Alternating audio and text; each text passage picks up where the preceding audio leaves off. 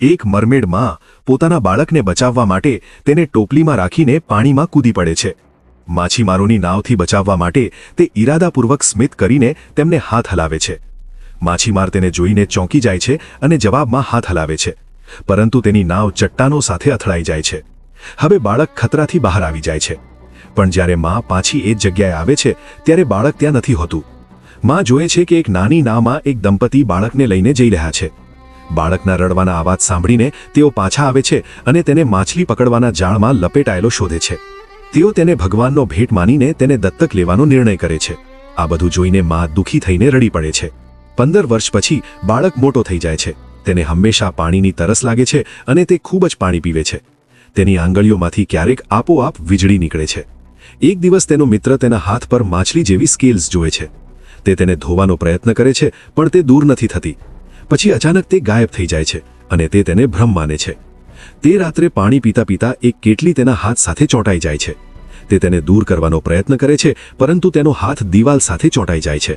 આ વાત સાંભળીને તેના માતા પિતા ઉપર આવે છે અને તેને છતથી ઊંધો લટકતો જોઈને ડરી જાય છે. તેને હોસ્પિટલમાં લઈ જવામાં આવે છે, પરંતુ ડોક્ટર કહે છે કે તેના શરીરમાં કોઈ સમસ્યા નથી. બીજા દિવસે તે તરણ સ્પર્ધામાં ભાગ લે છે. તેની સ્પીડ બહુ જ ઝડપથી હોય છે અને તે પ્રથમ સ્થાન મેળવીને રાષ્ટ્રીય રેકોર્ડ તોડી નાખે છે. પરંતુ ત્યારે તેના હાથ પર પંખા નીકળી આવે છે. લોકો આ જોઈને ચોંકી જાય છે. તે તરત જ વીજળીના તાર પકડી લે છે, જેના કારણે સ્ટેડિયમની લાઇટ બંધ થઈ જાય છે અને તે ત્યાંથી ભાગી જાય છે.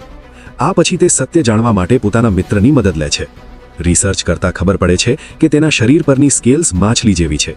ખાતરી કરવા માટે તે માછલીઓ સાથે વાત કરવાનો પ્રયત્ન કરે છે અને આશ્ચર્યની વાત છે કે માછલીઓ તેની વાત સાંભળીને પાણીમાંથી બહાર કૂદવા લાગે છે. તેનો મિત્ર શંકા કરે છે કે તે મરમેડનો બાળક છે, પરંતુ તે આ વાત માનતો નથી અને સીધો સમુદ્રમાં કૂદી જાય છે. જ્યારે તે પાછો કિનારે આવે છે ત્યારે તેનું શરીર ફરી બદલાવા લાગે છે. તેના હાથ પર પંખા નીકળી આવે છે અને તેના પગ પૂંછડીમાં બદલાઈ જાય છે. એ સમયે એ જ માછીમાર તેને પકડી લે છે અને તેને બહુ કિંમતી માને છે. એટલામાં તેની સાચી મરમેડમાં ત્યાં આવી જાય છે. માછીમાર મશીન ચાલુ કરીને જાળ ફેંકે છે અને તેની માને પકડી લે છે.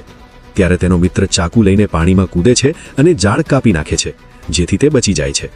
થોડા સમય પછી તેના માનવી માતા પિતા પણ ત્યાં આવી જાય છે અને સત્ય જણાવે છે કે એ જ મરમેડ તેની સાચી માં છે. સત્ય જાણ્યા પછી તે પોતાના માતા પિતાને અલવિદા કહે છે અને સમુદ્રમાં પાછો જઈને નવી જિંદગી શરૂ કરે છે.